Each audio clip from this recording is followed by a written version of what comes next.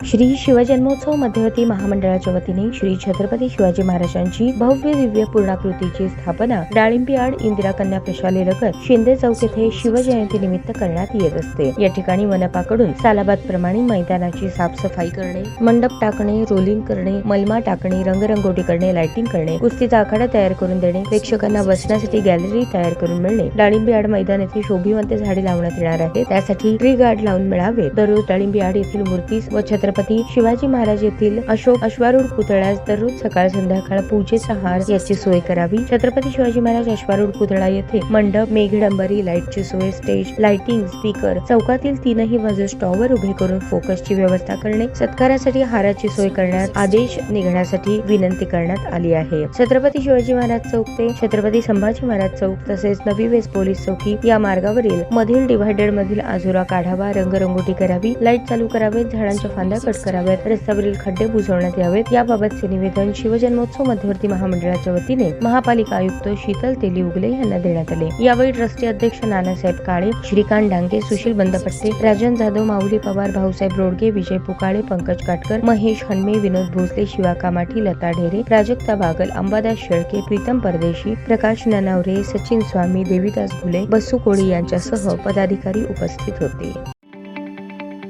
ताज्या बातम्या पाहण्यासाठी प्राईम महाराष्ट्र न्यूज चॅनलला सबस्क्राईब करा।